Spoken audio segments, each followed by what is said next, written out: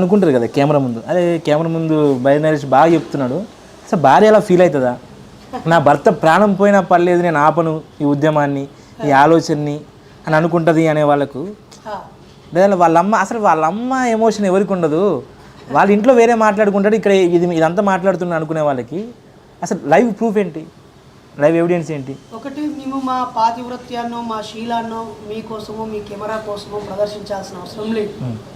రెండోది, నటించి ఎవరిదో సింపతో ఎంపతో గెయిన్ చేయాల్సిన అవసరం అదంతా అవసరం లేదన్న. ఒకటే నేను దీనికి అందరికీ ఒకటే చిన్న విషయం, మీరు చూపించాల్సిన అవసరం వీడియోలో అవసరం లేదు. జస్ట్ మీ మొబైల్ ఉంది కదా, మీ సత్యమణి గారికో అమ్మగారికో ఒక్కసారి కాల్ చేసి, రేపు నాకు నేను తీసుకునే నిర్ణయం వల్ల రేపు నా ప్రాణాలకు ఎఫెక్ట్ అయితే మీ ఫీలింగ్ ఏంటి? మీ కొడుకున్నాడు, మీ కొడుకు మీ అబ్బాయి ఉన్నాడు. అంటే ఈ ప్రశ్న ఎప్పుడు నేను ఫేస్ చేయలేదు.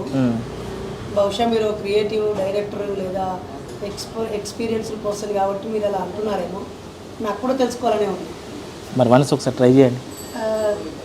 నా ఫోన్లో నుంచి కంటే మీ ఫోన్లో నుంచే కొట్టండి. లిఫ్ట్ చేస్తారో లేదా అని చిన్న అనుమానం. ట్రై టైప్ చేయి. అయినా మా నంబరు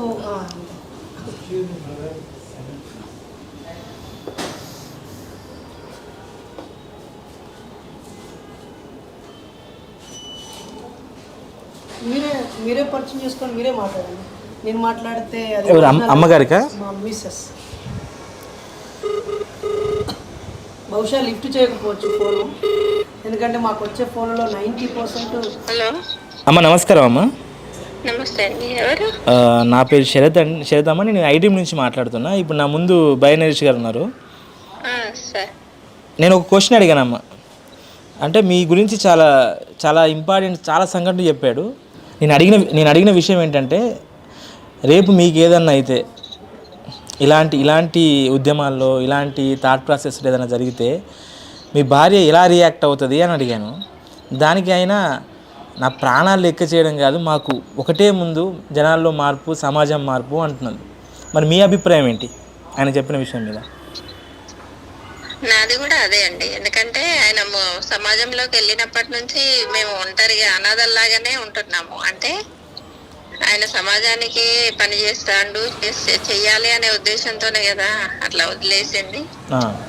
రేపు ఏం జరిగినా కూడా ఆ సమాజంలో మార్పు కోసమే భాగంగా జరిగింది అనుకుంటాం అంతే. అంటే జనరల్గా ఒక ఏ భార్యని ఏ ఆడపిల్ల అయినా భర్తతోనే జీవితం అనుకుంటుంది. సో మీరు ఆయన కోసమే ఆయన జీవితంలో ఎంటర్ అయ్యారు. ఆయన లేకపోయినా మీరు బ్రతుకుతా అనే ఆలోచనలో అసలు ఏంటి, అసలు ఉన్న ఉద్దేశం ఏంటి, అంటే మీ ఐడియాలజీ ఏంటి అని? ఐడియాలజీ అంటే ఆయనకి ఏమైనా కావాలని కాదు కదా, చెప్పలేం కదమ్మా. మొన్న ఒక చాలా ఇన్సిడెంట్ జరుగుతుంటాయి ఈ రోజుల్లో. అంటే ఆయన ఇంకొకరు నమ్మింది ఆయన నమ్మడు. సో వాళ్ళ నమ్మకానికి శంకించినప్పుడు, లేదంటే నమ్మకాన్ని నింద వేసేయడానికి ఆయన వాస్తవాలు మాట్లాడినా ఇంకేం మాట్లాడినా నొచ్చుకున్న వాళ్ళు ఆయన మీద దాడి చేసి రేపు ఆయనకి ఇబ్బంది అయితే మీరు చెప్పరా ఎప్పుడైనా ఇలాంటివి ఎందుకు, మనం హ్యాపీగా బతుకుతాం, మీరు పిహెచ్డి చేశారు, మనం హ్యాపీగా బతుకుతాం, మనకి ఎందుకు ఈ గొడవలు? ఆ పీక్ ఆఫ్ ది మూమెంట్ లో నాకు కూడా ఒక సామాన్య ఆడపిల్లగా అట్లా అనిపించింది. కానీ మూలాలకు వెళ్తే మొన్న మణిపూర్ లో జరిగింది, అట్లాంటి సన్నివేశాలు జరిగినప్పుడు చూసినావా, మనం అందరం ఇలా ఇంట్లో ఉంటే అట్లా జరిగేటి ఎవరు ఆపుతారు? చూడు, ప్రజలందరూ చచ్చిపోతా ఉన్నారు, ఈ బతుకు కోసమేనా మనము ఇట్లా బతకాలా, నువ్వు నేను ఫ్యామిలీ అనుకుంటూ అనేసి ఒక మాట అన్నారు. అంటే మీరు చిన్నప్పటి నుంచి మీరు ఒక లైఫ్ స్టైల్ చూసుంటారు కదా మీ జీవితంలో. అంటే ప్రతి ఆడపిల్ల ఏంటంటే ఒక మంచి ఉద్యోగం ఉన్న అబ్బాయిని చేసుకొని పిల్లలు సంసారము ఆనందం అని అనుకుంటారు కదా. అలాంటి ఉన్న మీ ఐడియాలజీని, అంటే అలా ఉండేదా మీ ఐడియాలజీ, లేకపోతే బై నరేష్ గారు మీ జీవితంలోకి ఎంటర్ అయిన తర్వాత చేంజ్ అయిందా అసలు ఎట్లా? సేమ్ అలానే అండి. ఎంఎస్సీ చేశాడని వచ్చాము. తర్వాత ఈయన లైఫ్ స్టైల్ చూసినాక అసలు ఉద్యమం అంటే ఏంటో తెలియదు. తర్వాత ఏదో బుక్కుల్లో చదువుకున్నాం, సోషల్ బుక్కుల్లో చదువుకుంటాం కదా, అంతవరకే ఉండేది. తర్వాత ఈయన చేసుకున్నాక ఎందుకు వెళ్తున్నారు ఇలా బయట, ఉద్యమం అంటే ఏంటి, ఇంత రిస్క్ ఎందుకు ఫేస్ చేస్తున్నారు, రాత్రి పగలు అనకుండా అసలు తిరుగుతూ దోమలలో స్టేషన్లలో పడుకుంటూ బస్ స్టాండ్లలో ఏంటి ఈయన చేసేది అని ఒకసారి పరీక్షించినాక మాకు అర్థమైంది ఇట్లాంటి వాళ్ళు ఉండాలి కదా ఒకరు సమాజానికి అని అనిపించింది. అప్పటి నుంచి ఆయనకు అడ్డు చెప్పలేదు ఎప్పుడు నేను. కానీ ఫస్ట్ ఇన్సిడెంట్ జరిగింది మాత్రం మొన్ననే కదండి, ఆఫ్టర్ 25 years తర్వాత. అంటే ఎప్పుడో ఒకసారి అలా మాట్లాడడం వల్లనే ఇలా జరిగింది అనుకోవచ్చు. అంటే అమ్మ ఒక భావ వ్యక్తీకరణ స్వేచ్ఛ అందరికీ ఉంటుంది మన భారతదేశంలో. కానీ అవతల వ్యక్తుల నమ్మకాన్ని హట్ చేసే అంత మాట్లాడడం ఒక రకంగా ఇబ్బందికరమే కదా అందరికీ. మీరు ఎప్పుడు చెప్పలేదా? మీరు మీరు మీరు అంటే మీరు ఎంచుకున్న మీరే అంటున్నారు కదా, అవును అవును అది ఉన్నదే చెప్పిండు కదా, కాకపోతే కొంచెం వ్యంగ్యంగా చెప్పడమే అనేది వాళ్ళు కూడా తీసుకోవచ్చు కదా. అదే అంటున్నామ్మా, పాజిటివ్ గా ప్రతిదాన్ని చాలా దారులు ఉంటాయి చెప్పడానికి. మనం ఒక విషయాన్ని చెప్పేటప్పుడు చాలా చాలా ఇంట్రెస్టింగ్గా కన్వే చేయొచ్చు, చాలా గొప్పగా కన్వే చేయొచ్చు. కానీ అవతల వ్యక్తులు హట్ అయ్యేలా మనం ఏం మాట్లాడొద్దు. అది వాస్తవాలా లేదా అని సెకండరీ. అది ఎప్పుడైనా మీరు ఇంట్లో చెప్పారా? ఎందుకండి మనకి ఇవన్నీ, సరే మీరు చేస్తున్నారు నిస్వార్థంగా చేయండి చెప్పడం. దానికి అవకాశం ఎక్కడ ఉంటది, జరిగినాక బాధపడ్డాము. ఇలా ఎందుకు, మన వేలో మనం వెళ్ళొచ్చు కదా, అదే నువ్వు ఎప్పుడు చెప్పే పద్ధతిలో చెప్పొచ్చు కదా అనేసి చెప్పాను. అంటే ఇప్పటి వరకు ఒక చాలా ఇన్సిడెంట్ చెప్పాడు. మీరు డిఎస్సి అప్పుడు ఆయన ఉస్మానియా యూనివర్సిటీలో ఉద్యమం టైంలో, పిహెచ్డి టైంలో చాలా సపోర్ట్ చేసేదాన్ని. ఏమనిపిస్తుంది అంటే ఇవన్నీ అంటే ఇవన్నీ టెలికాస్ట్ చేస్తారా ఏంటి? ఫోన్ కాల్ మీరు నన్ను అడగడం ఎందుకు? ఆయన అడిగాను జస్ట్, అసలు నిజమేనా? అసలు చాలామంది అనుకుంటారు కదండి, అంటే ఏదో కెమెరా పెట్టగానే 100 మంది లెక్చర్లు ఇస్తారు, ఈయన కూడా అట్లనే ఇస్తున్నాడేమో అనుకుంటారు కదా. థ్యాంక్ యూ అమ్మ మాతో షేర్ చేసుకున్నందుకు. మీరు ఇలానే సపోర్ట్ చేయండి. Thank you sir. ఒకటి అమ్మా, దీన్ని మీరు కూడా అందరిలాగా పబ్లిసిటీ కోసము, వ్యూస్ కోసము ఆయన్ని వ్యతిరేకంగా చూపించే ప్రయత్నం అయితే చేయకండి సార్, ప్లీజ్ దయచేసి. డెఫినెట్గా. ఎందుకంటే మీరే అంటున్నారు కదా ఎంతో సఫర్ అవుతున్నాము అనేసి. ఆయన ఎందుకు ఇంటర్వ్యూస్ కి ఇస్తున్నాడో నాకు అర్థం కావట్లేదు. కానీ ప్రతి ఒక్కరు మళ్ళీ అదే ఇప్పటికి 6 నెలలు 7 నెలలు అయిపోతున్నా ఇదే విషయాన్ని అసలు ఇంకా మానిపోకుండా, పుండును మానివ్వకుండా చేస్తున్నారు.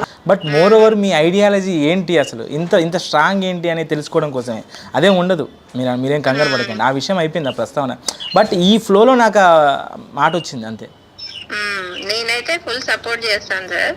కానీ ప్రజల్ని బాధ పెట్టేటట్టు, అంటే వాళ్ళని మనసు నొప్పించేటట్టు చేయమని అయితే ఎవరు చెప్పం కదా. అదేదో ఫ్లోలో వచ్చింది, దాన్ని సరిదిద్దుకోండి, ఇంకోసారి చేయకుండా ఉంటే బాగుంటది అనేది మేము కూడా చాలా సార్లు చెప్పాను.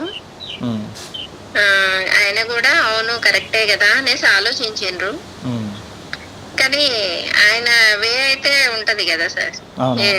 ఒక 20 సంవత్సరాల నుంచి, చిన్నప్పటి నుంచి చెప్పుకుంటూ ప్రజల్ని చైతన్యపరుస్తూనే ఉన్నాడు. అది దగ్గరుండి చూసిన మేమే మారిపోయినాం. అంటే నేనే భక్తురాలుగా ఉండేదాన్ని. అంటే కరెక్టే కదా, వీళ్ళు చెప్పేది కరెక్టే కదా అనే ఆలోచన, అంతే తప్పితే. అంటే ఇప్పుడు ఇంట్లో ఏ దేవుడు లేడా మీకు? ఏ దేవుడు లేదు, ఏ ఫోటో లేదు, ఏ ఫోటో ఉండదు. మీకు కష్టం వచ్చినప్పుడు ఏం చేస్తారు? అంటే జనరల్గా మనం గుళ్ళకి వెళ్ళి కొబ్బరికాయ కొట్టడం ఇవి చేస్తుంటాం కదా, మరి మీరేం చేస్తారు ప్రాబ్లం వచ్చినప్పుడు? మొన్న కష్టం వచ్చింది, ఏం చేసాము, నా శక్తి మేరకు పోరాడాను. ఎవరైనా సాయం చేస్తే తీసుకున్నాను, లేకపోతే నేను ఒక్కదాన్నే మా ఇంట్లో. అంటే కాదమ్మా, కష్టం వస్తే దేవుని మొక్కుతాం, కానీ దేవుని వల్లే కష్టాలు పడ్డారు కదా. అంటే అలాంటి సిచ్యువేషన్ మీరు క్రియేట్ చేసుకుంది కూడా అనుకోకుండా ఒక దేవుడి విషయం. నేనంటే